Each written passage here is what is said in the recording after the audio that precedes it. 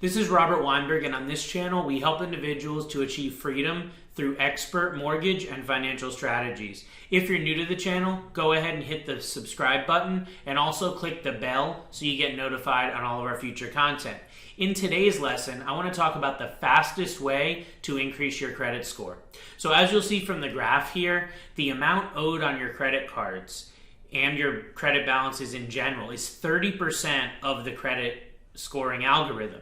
So with that being said, the strategy we're going to talk about involves paying your balances down on your credit card debt and revolving debt to certain thresholds. The first threshold is 50% of the limit.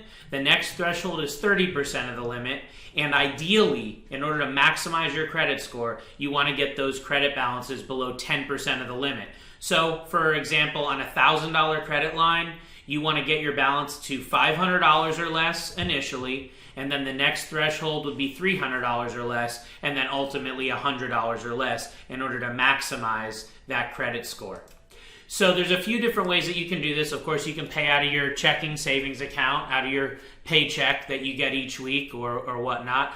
But a little trick that I've learned and have been successful with some clients is if you have a good credit history and you have a good relationship with your credit card issuer, go ahead and give them a call or go on their website and request a credit line increase right on there. Because if you're able to take a credit line, let's say from a $1,000 limit to a $1,500 limit, then that's naturally going to decrease that percentage we were just talking about and give you kind of a pivot right up to those thresholds that you want to be at, to where you won't have to pay them down as much to meet those different thresholds of 50%, 30%, and 10%.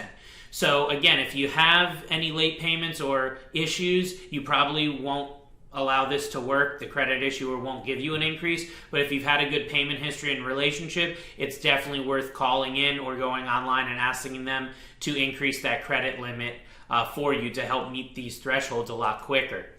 Now, the other thing I want to discuss is paying down multiple cards versus just one.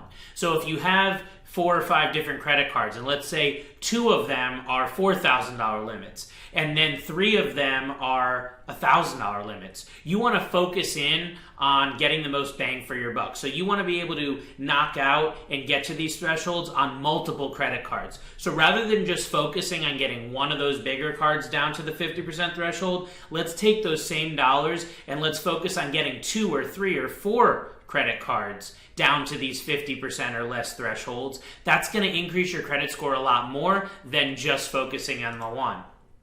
Now, this is something that is going to take effect quickly, but don't expect that if you pay a credit card down today, your credit's going to go up tomorrow. The way that it works is the credit scoring algorithm only gets updated so often, and it's based on when your credit issuers is going to report your balance. So typically they're going to do this on your statement end date. So you can find this on your most recent statement or online. You want to look at the statement end date, which is the date that they're going to have the cutoff of when they're going to report your balance. So whatever the balance is on that date, typically the day after that, they're going to go ahead and report it to the credit bureaus. So if you make a payment on one of these credit cards to these thresholds, let's say on the 5th of the month, but your statement end date isn't until the 20th of the month, they're not actually going to report that new balance to the credit bureau until the 20th of the month. So keep that in mind. But typically, within 30 to 45 days after you do this, all of the credit scoring models and all the credit bureaus should be updated. So there are some tools your mortgage advisor may have, such as a rapid rescore, which could get this done quicker if you're in the middle of purchasing a home or you're trying to get pre-approved quickly and you're under pressure. But generally speaking, these are normally going to reflect within 30 to 45 days based on that statement end date.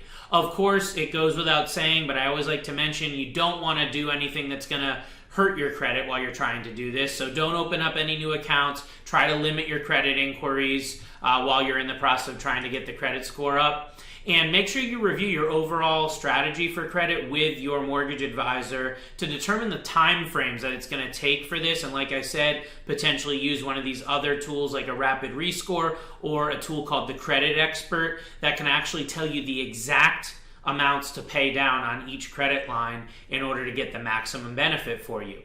So I hope that this has been of help. I hope it's given you value. I hope you'll share it with others. And please comment below. Thanks for watching, and feel free to reach out to me directly via text or phone if I can be of assistance to you or anyone else that you know. Take care.